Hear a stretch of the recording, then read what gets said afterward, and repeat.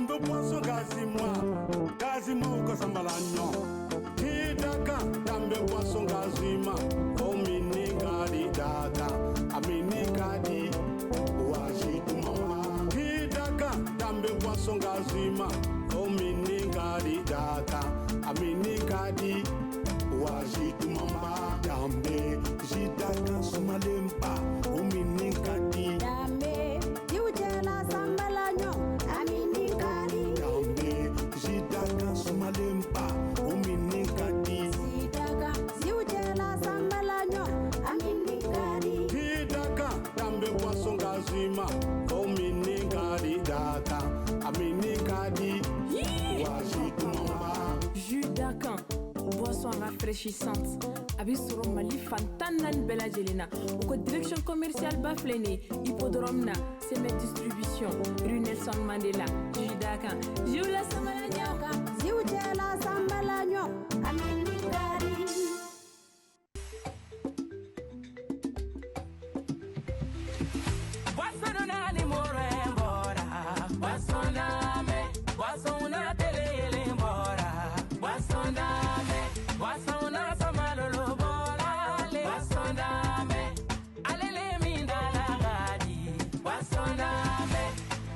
Niami be konta, niami be sewa, niami be shua, iduni ele mizere bana. Basondame, papa na nakabo bana yola dame do dama. Oduye buru kela kontana li, de una nakabo tolondi ala dame do dama. Oduye wolo de una konta. Basondame, fila wo, basondame, senebo wo, basondame, baba wo, basondame, dobu go, basondame, hena, basondame, maragalu go, basondame, suragalu go, basondame, damashilu go, kamele damaragani go dina, basondame, a konte bi, a orange bi, a besoro. Produit par Sime Agroalimentaire.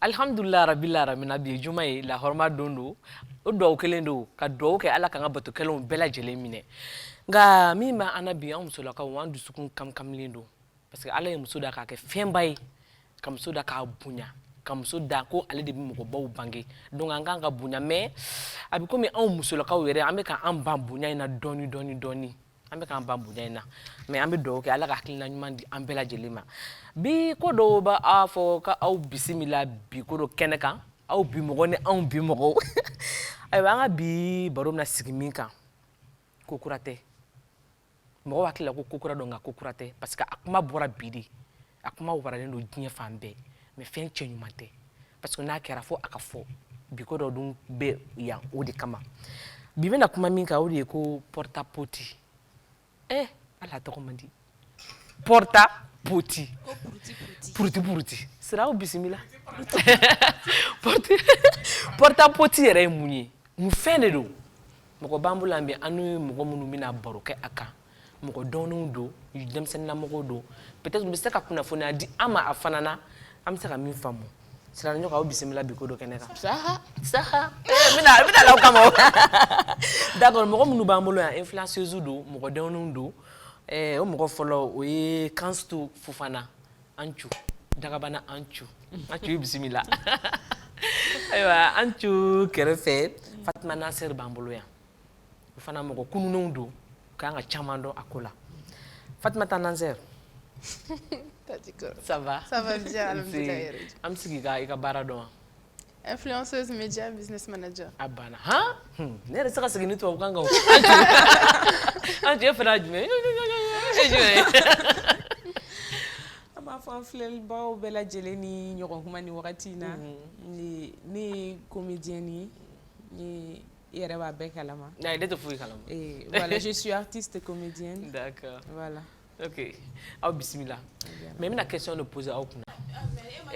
Sira i jɔ fɔlɔ sa i jɔ fɔlɔ ninnu ka ne répond n bɛna question de poser aw kunna. An t'u ye n dɔgɔnin ye. Nasser e ne den ye. Mais a question n'a kɔni aw ko ko awɔ ne b'aw ci k'aw faga émission ko bɛɛ bɛ dabila. Aw delila ka se Dubaï yan. Aw delila ka se Dubaï yan. Awɔ. E taara Dubaï. Nazer taara sa. Tanti kɔrɔ tɛ kojugu ye o. E kun taara mun na ye? N taara vacances la. Vacances. Awɔ. I kelen yan. Ndeysaan awɔ. Ne den sa ne den ko k'a kɛlen sira. An tu taara. Antu e taara Dubaï. Ayi. Ne ma taa. Ne ɲininka ne ka baara la. Ne ye influenceuse Dubaï. Ne yɛrɛ fɛnɛ Dubaï. Ne fana taara Dubaï. Alhamdulillah. Mais n'ale ɲininka ne bɛ taa min na Dubaï o. Porte-à-porte. E bɛ taa mun de la yen? D'accord, affaire mun kuma bɛ sen na sisan ko porte-à-porte aw hakilina ye mun y'a ko la? Mun yɛrɛ don fɔlɔ dɛ? Mun de don fɔlɔ? Porte-à-porte ye mun ye? Puis kan jumɛn don a kɔrɔ? Ɲɔgɛli. Porte-à-porte in ye a kɛbagaw yɛrɛ de ka kuma ye yan an ka kan tɛ. Porte-à-porte in bɛ komi toilette mobile. Ɲɛgɛn min bɛ ta ka yaala n'a ye. Transport fana ma dɔgɔn dɔɔni dɛ. O transport ka nɔgɔn parce que o ye ɲɛgɛn cɛ ɲuman yɛrɛ de a cɛ ɲuman bɛ k'i kɔ ka yaala i t'a ye n'i ma k'a fɛ mais olu tɛ sɔn min ma a b'o kɛ. Bon maintenant on a tendance à dénigrer le plus vieux métier du monde n'o ye mɔgɔw ka hakɛ to prostitution. N'o yɛrɛ feere. Yɛrɛ feere mɔgɔw ka hakɛ to. Minnu bɛ nin ko ninnu kɛ yenfɛla ninnu na ni y'u ye adamaden danko ɲumanw de don anw ɲɔgɔnnaw tɛ dɛ senko tɛ minnu na boloko t'u la n'i y'u ye i b'i yɛrɛ ɲininka jinɛ den wa mɔgɔ den a caman bɛ kɛ influenceuse ninnu de minnu bɛ kɛ réseaux sociaux sanfɛ an b'u dɔn an yɛrɛ b'u ka vie envie an bɛ nɛgɛ u nɔfɛ parce que fɛn ɲumanw bɛ k'u bolo. E ka kuma bɛ fɛ k'a yɛrɛ k'a fɔ ko ɲɛgɛn ambulant ɲɛgɛn min bɛ déplacer. Toilette ambulante in dɛ. Mɔgɔ de ɲɛgɛn ye. Ok mɔgɔ ɲuman yɛrɛ senko t'a la boloko t'a la adamaden ɲuman. Tabarikala i ni ce. Aw hakilina ye mun ye o mɔgɔ ɲɛgɛn mɔgɔ ɲɛgɛn ma. Non, Tanti Koro, en fait, ni bolo mɔgɔw ma femme dɔrɔn. Sinon, c'est pas un phénomène qui a commencé aujourd'hui. Ça s'appelle en français la scatophilie. Sinon, scatophilie. Bon, vu que je lis beaucoup, j'étais amenée à lire sur ça, mais ça, je ne savais pas par contre. Mais c'est des êtres humains, parce que Farajela, c'est ça, en fait, manger des excréments. Chacun. Merci bien. Donc dans la vie, chacun fait ce qu'il veut, chacun est maître de sa vie. Donc c'est tout simplement de la scatophilie qui existe depuis très longtemps. Mais par contre, je ne savais pas que les gens le faisaient pour de l'argent. Aïe, Fatmata. Donne Fatma. Et Boloko, Dianya de la oui, je pense que Dianya de parce que Dianya est choix de parce que oui, bien sûr, elles le font en contrepartie pour des grosses sommes d'argent. Mais est-ce que Dianya est blé? Est-ce que tu as fait de kama? Oh, mais au wari nata de kama do tantikuru wa ke ode nata kama hake mais moko beka attaque généraliser togoya mina de ça, c'est ça qui va dans un autre sens. Moko beka ke je pense les gens sont en train de décharger leur haine en fait sur ça il faut faire beta Dubaï ou beta Odekama alors que pas du tout. Pas du tout. Moi fait beta Dubaï kana ils peuvent le témoigner. Ils peuvent Dubaï bechité arabu la ere. Il y a pas d'arabe à Dubaï. Non. Arabu be bo Juma ni Juma ou beta Fashion Avenue na ou beta Obuga Shopping Gate arabu yere yinyela. Il y a que des touristes. Les arabes n'aiment même pas Dubaï. Les Émiratis se trouvent dans les Émirats parce que Dubaï c'est une ville qui se trouve dans les Émirats Arabes Unis. Moi, je peux dire qu'il n'y a pas de filles de l'Afrique subsaharienne qui se trouvent dans ça. Parce qu'en Afrique subsaharienne, nous, on se respecte beaucoup. Parce qu'il y a la qu'on nous on fait n'a qu'on m'a ma conjugué. Alors on a tient famille. Sira. Aïe, ijo sanga ni Sira duma de makema conjugué. Moi munu betaka kata bana ko ni mi kata ke war kama che. Akoko fsan ko chamai. Imagine, il beta Dubaï passer Sara. Ite vol war sara ite diana tige foyeke ka kila ka ta war mugu ta ka dima n'u ye fɛn in dun u y'a dun u da de o a bɛɛ nana cɛ o y'a dun hakɛto Antu e de la ka ko in mɛn min tɛ ɲinan yan n'a bɔlen tɛ sisan. À vrai dire nin ye ne siɲɛ fɔlɔ ye k'a mɛn nin ye ne siɲɛ fɔlɔ ye k'a mɛn nin ye siɲɛ fɔlɔ ye k'a ye.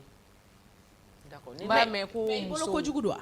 n b'a mɛn ko musow bɛ jɛ baganw fɛ Ndela ko me ka tɛmɛ ndela ko image ye ka tɛmɛ mais de là ka i mɔgɔ ɲɔgɔn ka banakɔtaga dun ni ye siɲɛ fɔlɔ ye ko mɛn mais moi je dirais pas que u bɛ ka nin kɛ par plaisir parce que mɔgɔ diɲɛlatigɛ kɔnɔ fɛn dɔ de bɛ dɔ bila fɛn bɛɛ la i n'a fɔ Fatima y'a fɔ cogo min na ne bolo surtout an farafin musomaninw an ka nata kojugu dabila an ka nata kojugu dabila ou bien envier une personne i t'a dɔn a tigi comment elle a fait comment il fait pour subvenir à ses besoins et tout e bɛ wuli dɔrɔn i ɲɛ b'a la karisa cɛ ka ɲi machine b'a kunna segi de luxe b'a bolo e fana bɛ fɛ ka ko ɲɔgɔn ye n'i y'a ta k'a lajɛ a tila bɛɛ nana ten de terimusomaw de bɛ ɲɔgɔn don showbiz in kɔnɔ et moi je dirais que c'est une très mauvaise chose. Donc réseau de quoi? Ouais. Mais an t'u yɛrɛ kelen ka nin vidéo ye e y'a vidéo lajɛ? Ne y'a vidéo lajɛ. A ye kɛ cogo di? Bon a ma ne kɛ cogo foyi la a kɛra dɔrɔn i ko banakɔtaga bɛ ka kɛ ɲɛgɛn kɔnɔ dɔrɔn. Alors ɲɛgɛn kun tɛ koyi. Ko adamaden. Ne b'a dɔn mais i b'a imaginer ko ɲɛgɛn de don dɔrɔn bo bɛ ka k'a kɔnɔ c'est tout. Ayi en tout. Donc e bolo c'est pas grave wa? Mais c'est grave, c'est encore pire.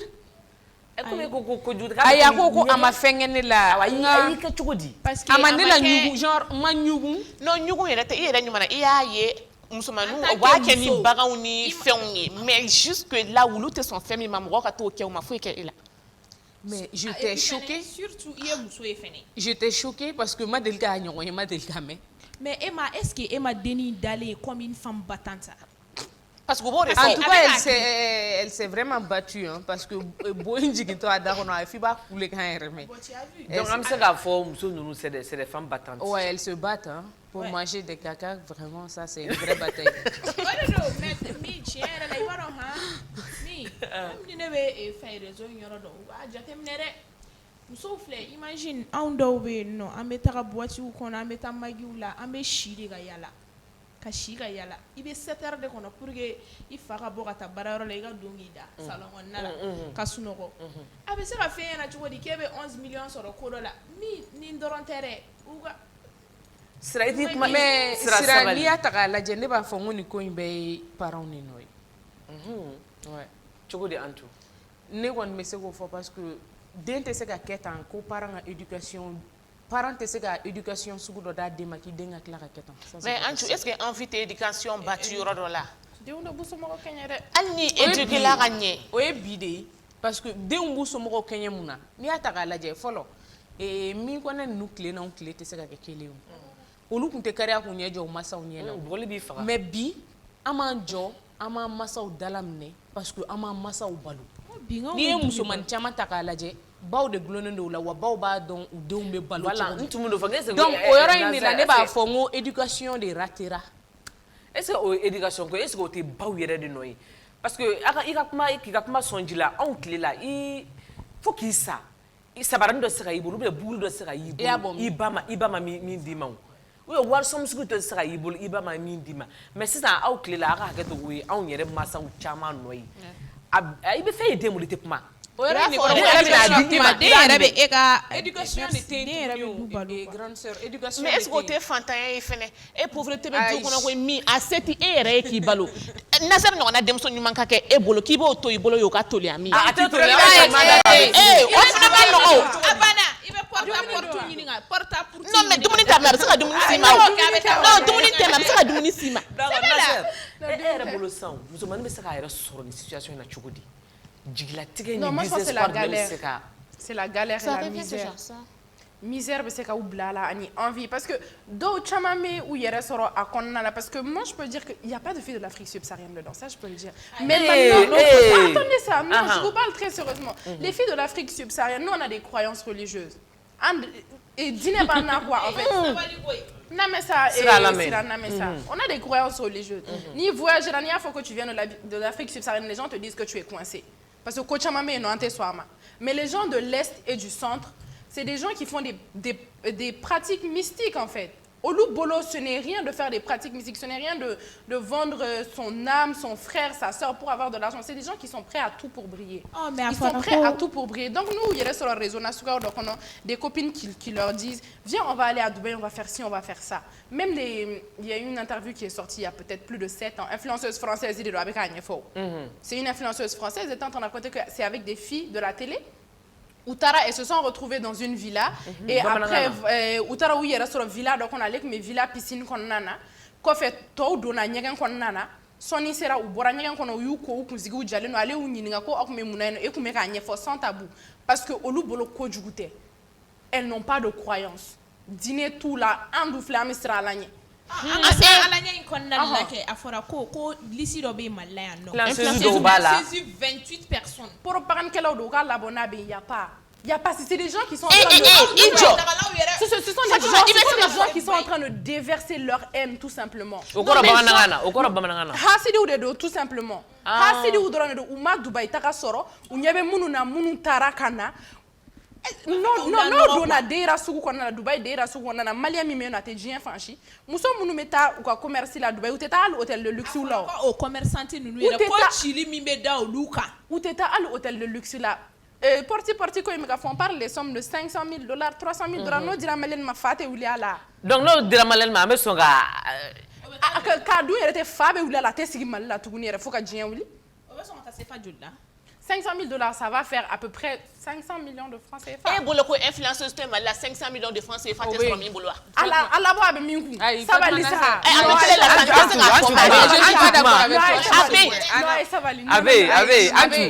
Je suis pas d'accord avec toi sur ce point. Elle est tout simplement influenceuse. Bah oui, elle est influenceuse, mais... Mais on a vu des influenceuses, millions fêtés, plus de 500 millions, près de 1 milliard. Ou t'es fouille, ou t'es fouille,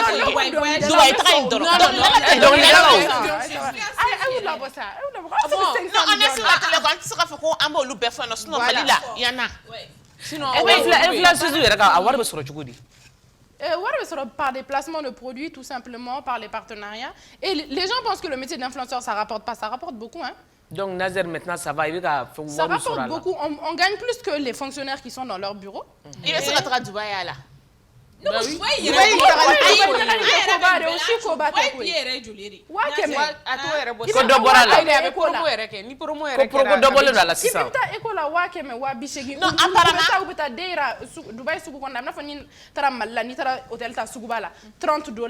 $40 la nuit. Hôtel une semaine que beaucoup de mais moi, on a fait coup une belle gosse voilà. Parce que les gens déversent leur haine, ils sont en train d'en profiter pour faire ça. Oui, donc on profiter, c'est vrai que donc on profiter. Et c'est vrai aussi que Benita Kunedo fait. Benita Kunedo. Dubaï était même malais à nos prostitutions. C'est pire que de manger des excréments. Mais ne bolo ni ko yere la mo ni fini boyoro dondron. C'est pas faux. Iki beaucoup le don. C'est ça. D'accord, c'est là. Itari munu. Wallahi. Fa ba clencher. Antu fene de fait parce que 500 Fatma tan Nazer ko wardo be warla ko niadi mama ka hakli be wuli. Fatma antu hakli mana wuli warno. 500 millions. O te mo hakli wuli. Nazer alni odine mo te bon jara. Mais ni estonia man jono ya to e joli. Aywa 500 millions ko ina. Ani porta poti ko ina. Chemi dugu willendo ala wallahi ala jama mogo girine yere de do koina an willando na dugu kona anye mogo nyinga hakilna jonjon no fene bula ni koina anga jango jawle nyoko fe anga seyala ne ba Dubaï quoi moi je suis contre quoi parce que où étant ni que Dubaï kata muso dame boula kwa dignité boula même si tu vois les vidéos là ça te dégoûte même là ah oui dégoûté et les femmes qui partent faire ça et d'autres vont dire que toutes les femmes sont pareilles alors que d'autres ne sont même pas au courant de ce genre de choses là.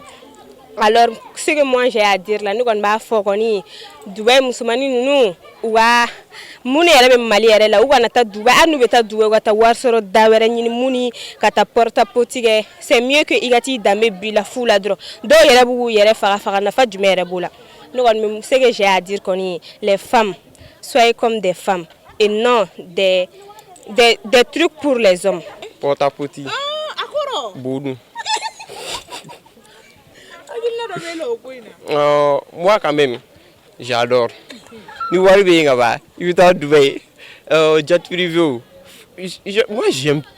Allez là, nous sommes des vitara. Ouais, aïe, tout fait. Mais ni era bébé. Nous voyons bien là-bas. Ah, tiens, ne yɛrɛ kɔni bɛ hakilila min fɔ muso ka nin ko ninnu dabila kɔni tɛ kosɛbɛ ye an bɛ yɔrɔ min na an kan k'an danbe tagama de quoi nin t'anw danbe ye quoi ne kɔni fɛ kɔni an ka taa an danbe kɔ an ka nin ko lankolon ninnu dabila quoi même ne yɛrɛ ne tɛ sɔn parce que ne bɛ n danbe dɔn ne tɛ sɔn ne tɛ se k'an danbe falen wari la quoi ne danbe ka di n ye ka tɛmɛ wari kan. n tɛ fɛ ka fɛn yɛrɛ tɔgɔ mɛn n da la de quoi walayi sira parce que u bɛ k'an sɔn ja u bɛ k'an énerver quoi ne yɛrɛ mana n balaka dɔ u bɛ t'u yɛrɛ feere ko portable non c'est pas joli à voir a ye ne sɔn ja fo k'a faga walayi e ni ala cɛ ka t'i danbe feere wari kama wari in bɛ ban fo mɔgɔ kɛ i yɛrɛ bonya kuma dɔw la de quoi c'est pas joli à voir walayi. Mais u jo de do dɛ min cɛ ni m'a fɔ sisan nɔ k'i ni y'a k'ale bɛ taga a n'a ɲɔgɔnna baden de don an kana n'an sigi réseau kan k'a kɛ i n'a fɔ denni ye diɲɛ wuli ko de kɛ a taara wari ɲini di ɲuman de i ye nin kɛ o i ye lemuruba feere kɛ o cɛ bɛɛ n'i ka baara kɛ cogo de don i ye lemuruba feere i bolo n'i sen de la o ou bien donc i taara banakɔtaga dun i da la i ye wari sɔrɔ a la i bɛɛ n'i ka wari sɔrɔ cogo de don bɛɛ la Sira ne yɛrɛ bɛ e ka billet sɔn bɔ i bɛ taa Dubaï sisan an tun ni Nazer aw yɛrɛ hakili la cɛ minnu b'u abuser musow la tan tiɲɛ don fɔlɔ i y'a fɔ cogo min na an tun b'a ye u bɛ u ni denmisɛnnin fitininw lajɛ u denw lajɛ u b'u ni baganw lajɛ mais k'i adamaden ɲɔgɔn da ka banakɔtaga kɛ a da kɔnɔ est ce que mépris tɛ yan est ce que n tɛ muso yɛrɛ de fɛ wa ou bien jumɛn de don an bɛ se ka bila minɛn jumɛn de kɔnɔ mépris tɛ yan mépris tɛ ne bolo voilà effectivement c'est juste des pratiques mystiques c'est tout voilà i b'a dɔn u bɛ secte de la n'u ka fantaisie fana tɛ i b'a dɔn nin ye fɛn min yɛrɛ ye nin tɛ se ka kɛ fantasme ye nin ye min ye ne bolo soit u bɛ k'i baara de k'i amta ou bien ka i dolo sama ka bila i n'a fɔ u ye min exemple min di moi je suis parfaitement d'accord avec ça u b'i garisɛgɛ dɔrɔn de minɛ i la mais a kɔfɛ i tɛ kɛ mɔgɔ ye tuguni a fɛn fɛn bɔra an y'u laban ye an ye image minnu ye voilà i laban tɛ ɲɛ quoi parce que u b'i détruire de a yɔrɔ la i t'a faamu mais ce qui est derrière c'est encore pire mɔgɔw t'o yɔrɔ ninnu ɲɛna mais c'est des gens qui travaillent avec des esprits qui très puissants. Non, c'est pas croyable. C'est pour ça que nous va aussi la main au boulot. Ah bon. Ah on va voir aussi la main au boulot. C'est là où le fenêtre ciao. Wa mu me kila ka ne dabal ba. U te muso de fenêtre sɔrɔ quoi. Est-ce que vous pouvez muso sɔrɔ? Muso sɔrɔ bali ale ka bala boya muso ɲɛda kan o do tɛ kelen ye. Muso ɲɛda kan on a dit que a furulen no denbayaw b'u bolo. Muso sugu bɛɛ bɛ. Non mais moi je pense pas que genre ce soit une vidéo de porte-à-porte. Si vous tapez scatophilie sur internet.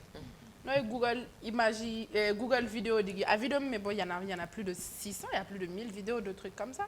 Et d'abord mi a moi je pense que c'est son mental qui n'a pas tenu. Donc peut-être la vidéo yere bi quoi. C'est son mental qui n'a pas tenu parce que l'acharnement médiatique c'est très grave. Ça peut et puis est-ce que abuser ils ont eu une force là. Ou t'es qu'on abuse la remi. Ou t'es mo chi menacer ko ni man kem bi fra.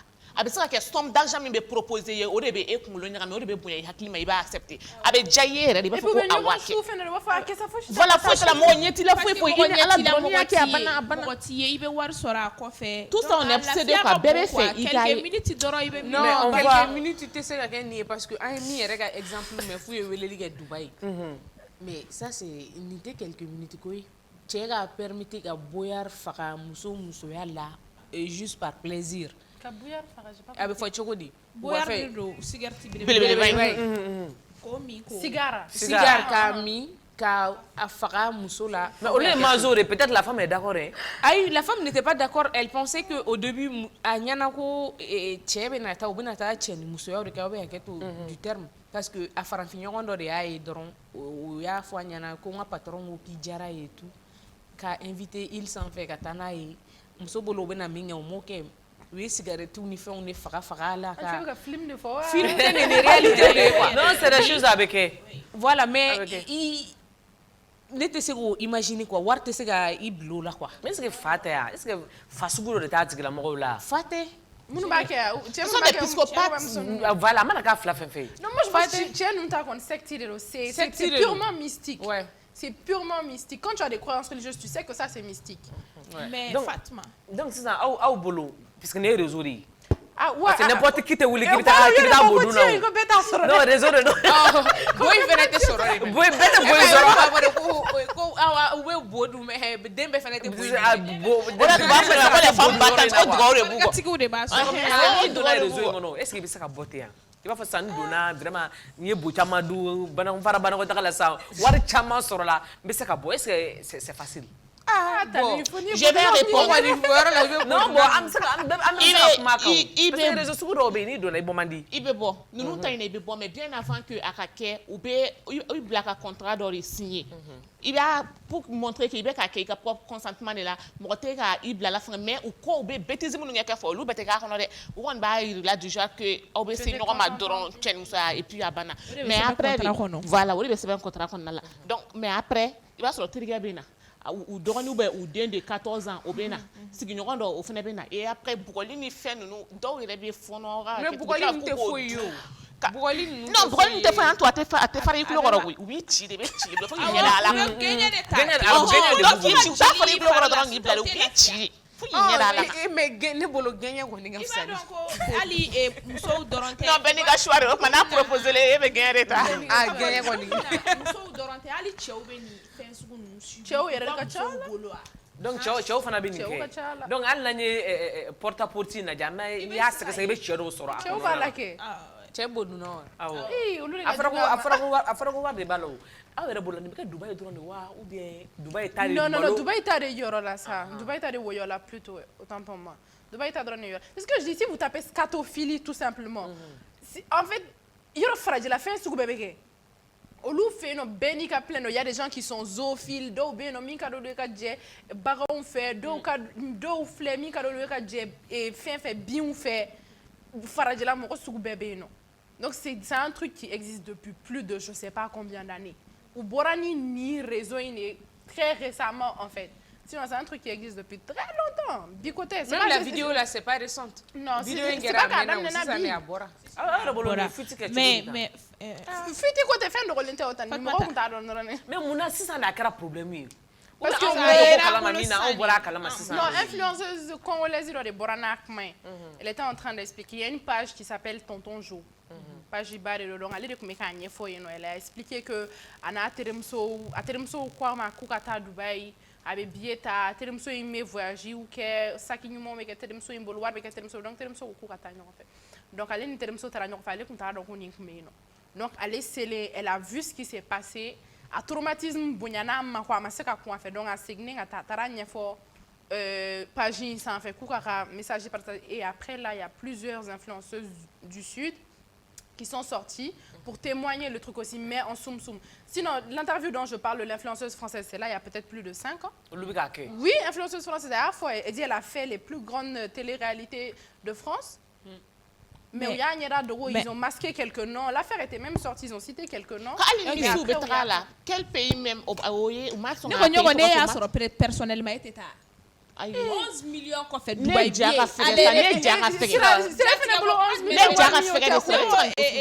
Fatma Tana Dubaï taka kadi tout le temps RB ta ni ko ni vidéo in blale ka kla ka photo ko influenceuse malienne do bi est-ce que ama Dubaï taka in kasa ci nous na don non pas du tout pourquoi pas du tout ay chini so mani war bene ko nepta parce que jellen do non c'est pas oui je suis très clean et en plus enfin c'est ce que j'ai dit quoi munu me ka foko influenceuse malienne ou bala nak mu bolo be bona ya mena bezi mandi moko ko bo propagande kelaw de il y a pas de filles de l'Afrique subsaharienne dans ça ils veulent juste salir les gens ils en profitent pour déverser leur haine ils en profitent pour parler mal des gens ah donc on beta ni là Dubaï ah ni ne afo Dubaï ta kan kan ne amena ni mata chiente ma sorori antu yak lem la bon yoroni na ni te se ga foko malien bala même Mali la même Mali dedans nte se ka fɔ ko malien bɛ bɔ dun na parce que maa ye n'a bɛ minnu bolo ka bɔ n'a ye n'u bɔra n'a ye an b'a ye Mais malien bɛ sɔn ka kɛ sira i da bɔ dɔrɔn n'i y'a ta k'a lajɛ malien bɛ bon kuma ma ɲi réseau kan kuma don a ma nɔgɔn ayi i tɛ ka tɔgɔ fɔli kɛ o i bɛ ka kuma de fɔ malien muso bɛ sɔn ka kɛ malien musomanin bɛ sɔn parce que fɛn ka d'an ye dɛ bon ne bolo ka d'an ye ayi ne bolo saki marque grande sœur ne bolo malien muso man ka kɛ mais malien muso tɛ sɔn min ma bi o man ca surtout anw ka génération ni an tɛ sɔn min ma o man ca donc luxe ka d'an ye mobilibaw ka d'an ye ka sanubaw don joliw ka kule an na ka wari fili dugawu den a ko dugawu den n'i ba ma sɔn i fa i tɛ se ka nin kɛ k'a sɔrɔ a bɛ fɛn a bɛ voilà sinon malien muso en tant que tel ne doit pas faire ça mais malien muso minnu bɛ yen sisan anw dɛ gande kɔrɔw ma an tɛ sɔn min ma hali min tɛ boye an b'o dun kana nin fɔ eza malien muso bila anw tun bɛ se kuma la dɛ a ma sɔn ka tilen k'a fɔ k'u bɛ sɔn dɛ mais si k'ale ma sɔn Nasser ko k'ale ma sɔn t'es pas d'accord? Non, pas du tout. Surtout nous les Maliennes même, ni voyageurs, ni à fond tout simplement que tu viens du Mali, les gens te disent ah mais vous êtes coincés chez vous hein. C'est pas qu'on est coincés hein. C'est parce qu'en son coach à Mali. D'accord. La Malienne fait beaucoup de choses. La Malienne peut coucher pour de l'argent, d'accord. Ça, je suis d'accord. Mais faire d'autres choses, comme par exemple ce que tu viens de dire, l'histoire de Porti-Porti. Nous, on a beaucoup de croyances. Malienne bado moro beni kila tigi beni inita abika daulata. Mais est-ce que Malienne bado chogomina? Est-ce que Malienne bébé e be ga fam chogomina? Fatima. Yakli be yelema. Ayi ale be ga fam chogomina. Est-ce que to be ga Fatima. Ale be ga ye chogomina. O ya ale ga vision yi. Ale te so ama fo ko dien wili. Fatima tena so ama fo ko dien wili ko. O tien Fatima. Ayi Fatima tanmi ayi ne bese o kile ne man kan. Mais est-ce que Fatima e be situation mina Malien muso were be no est-ce que lubo situation n'est pas rose pour tout le monde. Peut-être que la vie n'est pas rose pour tout le monde, ça j'en suis d'accord. Tout le monde n'est pas né avec une cuillère en argent. Voilà. Ça je suis d'accord. Tout le monde n'a pas les mêmes grâces, mais Dieu fait grâce à tout le monde. Non mais au début on est pas dans des spécifications.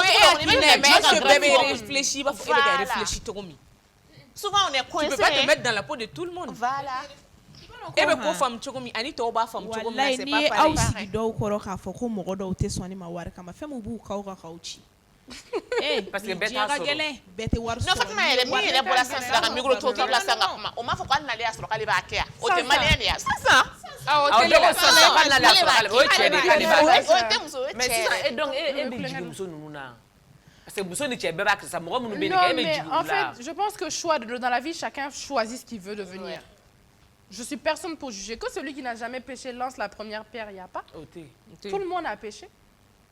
C'est un choix de vie qu'elles ont accepté de faire.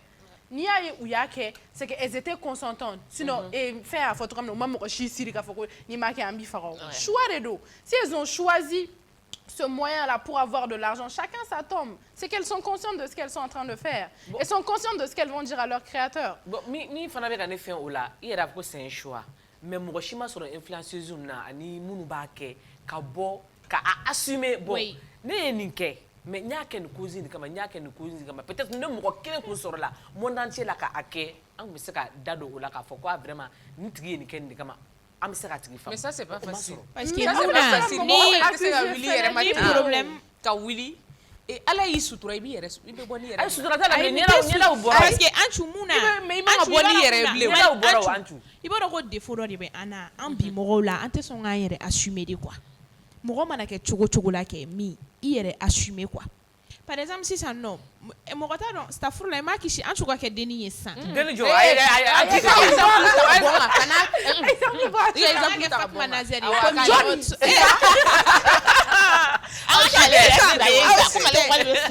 denni ka bɔ sisan nɔ a ka video kɛ k'a fɔ ko oui ne fa de tun man kɛnɛ a kun kan ka opérer 10 millions mɔgɔ bi bi na waritigi baden bɛ jamana ninnu kɔnɔna la mais i bɛ wuli fo wari tɛ min bɛ kɛ fɛn ye sa 10 millions ko kuma in dabila. Ayi n'a bɛ se k'i fa so. Ayi a bɛ ka exemple de ne fɛ ka na ni kuma de donc sisan nɔ waritigi baden b'an ka jamana ninnu kɔnɔ min problème personnel ma n'i sɔrɔ i mana wuli ka nin fɛn fɛn ka da kongo mɔgɔ tɛ sɔrɔ min b'i jaabi. Mais ni i bɔra ka na ko ne ye muso de dɔ bɛ se k'a mago ɲɛna pour que ka wari di yan nɔ i b'o mɔgɔ baden de i ɲɛ la. Donc il y a des cas comme ça i bɛ se ka muso dɔw bɛ don prostitution na yɛrɛ mun kama u ka situation.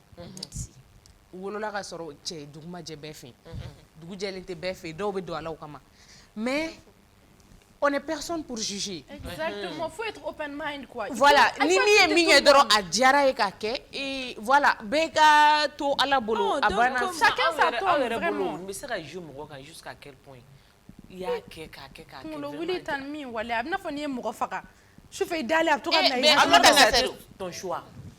Au bel lajɛlen. Oui, mais ne bolo n'o bɛ k'i la o bɛ k'i la au début de. I dontɔ a ko ninnu na de a daminɛni ninnu de bɛ i se k'i stressé mais i kɔgɔlen don fɛn bɛɛ kɛra wara ye a la ka ban au contraire n'i ma kɛ yɛrɛ i bɛ bana o.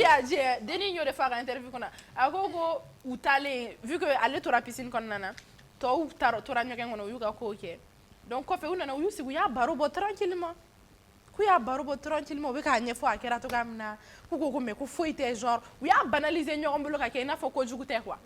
Bon, la fille dans la vidéo n'a pas dit qu'elle l'a fait, hein, mais parler des autres quand même. D'accord, si ça a un Airbnb là-bas. Oh, on a une mauvaise fréquentation. Et influenceuse. Et influenceuse Nasser. A tɔgɔ tiɲɛ baara k'a bɛ ka bonya influenceuse ma c'est vrai actrice b'a la mɔgɔ wɛrɛw b'a la animatrice b'a la mɔgɔ suguya bɛɛ b'a la mais bolokɔniden ɲɛsinnen don sira ninnu ɲɔgɔnnaw bɛɛ b'a la olu m'a sɔrɔ de sira ninnu m'a sɔrɔ de nka bolokɔniden ɲɛsinnen don influenceuse de ma e bɛ se ka mun de fɔ pour que k'i yɛrɛ défend n'a sɔrɔ i bɛ se ka kuma au nom de Uga sabali walahi, c'est tout simplement ça Uga sabali.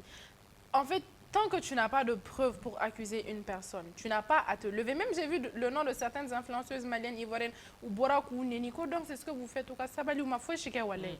Ou ma fouchike, je vais pas citer de nom, mais ils sont sortis les attaquer publiquement. Pourquoi? Parce qu'ils sont tout simplement jaloux de la vie de ces filles-là.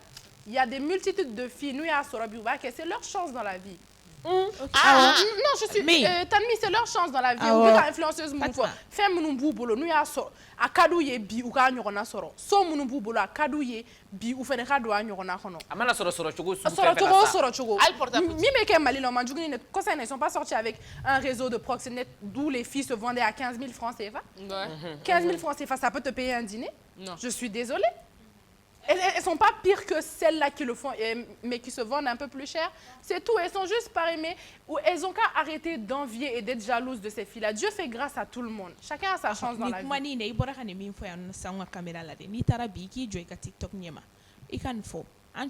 Pareil. Kojume. Pourquoi pas faut que Denis ou Moro ka bodin dala.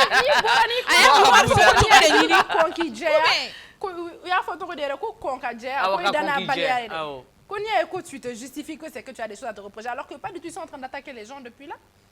Ils en profitent, c'est ce que je dis, ils en profitent, ou bien que vous profitez juste, que vous avez déversé mon rocan, c'est tout simplement ça. Téléphone ni même bolo, mais oui mes vidéos que mes cartes photo blanc fait manine. Ah donc il est là Dubaï. Ah donc mais si Dubaï ça les dépasse, ça ne dépasse pas les autres. Dubaï t'as ouïa que Kobateo. Mi bora bidoro no e 100 000 abonnés sur Chini bo e Dubaï.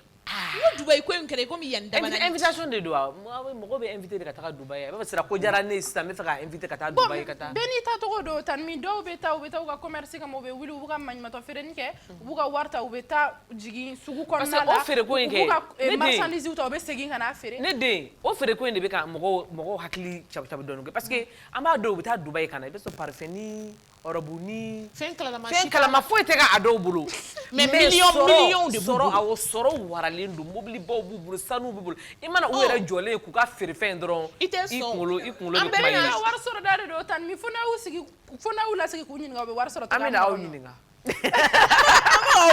amina aw nyini mais tan mi anchu toi en tant que star influenceuse là et puis c'est pas la beauté qui te manque et puis copie comédienne ni invitation sur sano katra Dubaï ni Dubaï ko kuma gani baina al ni pota ko kuma ma fasa ka fotoro ko antu bina invité katra Dubaï ça dépend quand invitation sur chogodi ni sera ni la betake et moi je dois aller à Dubaï si c'est pour kata dugu visiter parce que ma c'est infolo mais war bonire ko je vais pas attendre que d'autres quand invité parce que je suis une femme mariée mais nga war ni bonire ko so ni nga demba habita ou bien ni kele ne beta ou bien ni ndeni beta ça dépend beta mi nga visiter que mi nga photo nous tamba bla donc ne proposition kɛra c'est bon en tout foyi tɛ dɛ ne b'a dɔn i ye muso furulen famille de b'i bolo mais i yɛrɛ de ka di ne ye a ka di ne ye vraiment 20 millions ou 30 millions kɔni bɛ ne bolo i ka taa dɔrɔn une semaine dɔrɔn i ka t'i yaala dɔrɔn i ka segin mais i ka n'i ka famille cɛ ka taga dɛ i kelen dɔrɔn ka taga i ka t'i lafiya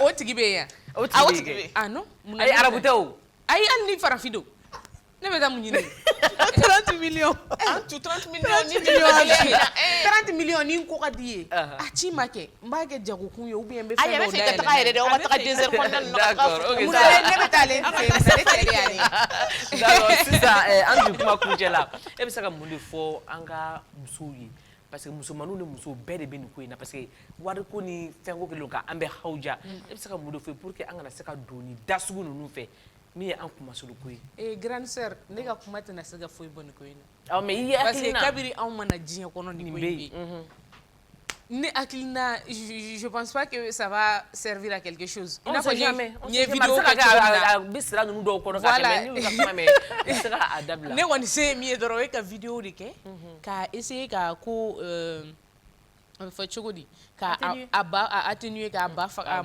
dɔɔni ka essayer ka min hakilina di en même temps j'essaie de faire rire les gens et tout n bɛ se k'o dɔrɔn de kɛ mais k'a fɔ muso de ɲɛna ko a ye nin dabila bɛɛ b'a dɔn an bɛɛ b'a dɔn i bɛ ka don min na k'a ma ɲi bɛɛ b'a dɔn ko nin tɛ ko ɲuman ye bɛɛ b'a dɔn ko ala ko tɛ an bɛɛ b'a dɔn déjà donc la vie comme elle a dit c'est un choix n'i yɛrɛ b'a dɔn k'a ka ɲi ma a ka ɲi danbe ma a ka ɲi bɔkolo ma tu le fais n'i b'a dɔn fɛnɛ k'a ma ɲi ma i bɛ segin kɔ minnu ma don a la fɛnɛ u kɔni ɲɛ bɛ nin na parce que de toute façon i bolila togo togo don dɔ la i bɛ jɔ i mɛnna nkalon kɔnɔ togo togo don dɔ la ala ka tiɲɛ bɛ ban ye donc les filles an k'an janto an yɛrɛ la kosɛbɛ an k'an janto an yɛrɛ la kosɛbɛ sinon ne ni denni dɔ yɛrɛ ye baro kɛ o denni yɛrɛ tɛ parce que a ka kɔrɔ ni ye ale fɛnɛ bon n t'a fɔ k'a bɛ bo dun dɛ mais nka a fana bɛ sɔn ko caman ma dɛ ale tɛ maloya n'a ta yɛrɛ ale ko k'ale yɛrɛ kɔni tɛ ale yɛrɛ tɛ don chambre ale tɛ chambre yɛrɛ da dépasser fɔlɔ n'aw bɛɛ m'aw ka téléphone bila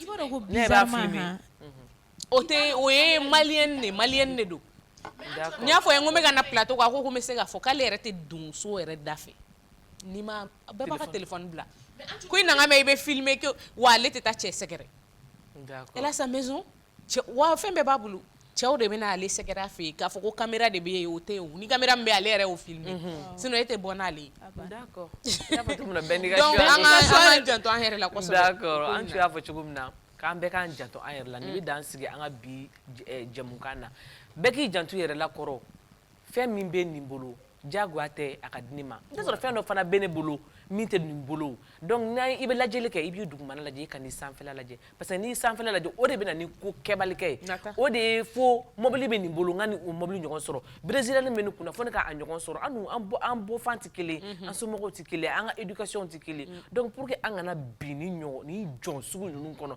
parce que a sugu la n'i donna i bɔ man di plus i bɛ taga plus a bɛ diya i kun fɛ plus nafolo bɛ sɔrɔ ka taa k'a sɔrɔ i bɛ ka jigin dingɛ de kɔnɔ e t'a dɔn o bɛ min tɛmɛ mɔgɔ kan i ka kun i yɛrɛ la ala ye min d'i ma o de ye i ta ye ayiwa an b'a fɔ aw ɲɛna o k'i bɔ ne den o k'i bɔ o bɛna ala ye min da an ma an bɛ dugawu kɛ ala k'o kun an na o k'an bɔ an b'a fɔ aw ɲɛna ko aw k'an bɛn lundi n'ala sɔnna nin plateau kelen kan renouveau la an tɛ taa Dubaï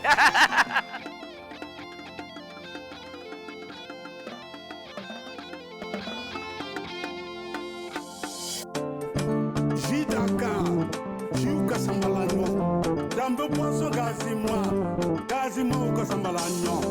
Hidaka, dambe poisson gazima. Omini kadi daka, amini kadi wajitu mama. Hidaka, dambe poisson gazima.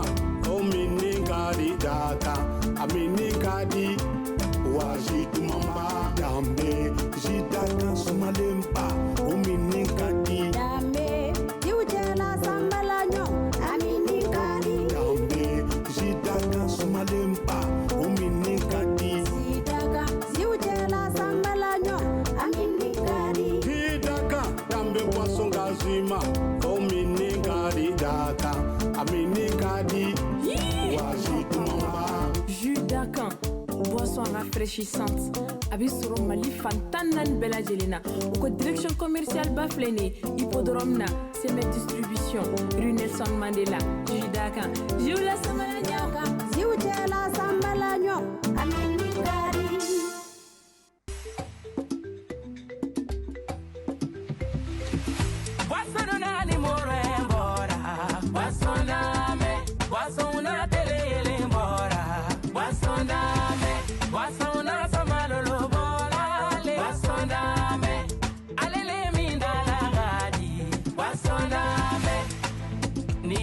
be kontaan ni ami be sewa ni ami be shua iduni ele mizede bana basondame